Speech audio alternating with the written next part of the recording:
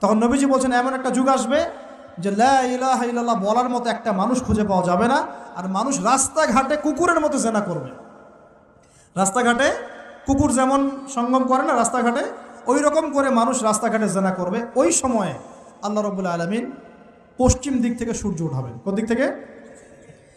সূর্য সত্যি সত্যি পশ্চিম দিকে উঠবে। পৃথিবী একদিকে ঘুরছে না এখন, কে জানে আল্লাহ পাক পৃথিবীর ঘূর্ণন থামিয়ে উল্টা দিকে ঘোরাতে পারেন না? অবশ্যই পারেন। আল্লাহ পাকের জন্য এটা খালি বলা কুন ফায়াকুন, হও হয়ে যাও ব্যাস। পুরো বিশ্বের বড় বড় ডিপার্টমেন্টগুলো কারা নিয়ন্ত্রণ করছে? আমরা নিয়ন্ত্রণ করছি? জি না। এমনকি খ্রিস্টানরাও নিয়ন্ত্রণ করছে না, বরং ওরাই নিয়ন্ত্রণ করছে। আপনাকে গভীরে ঢুকতে হবে তো।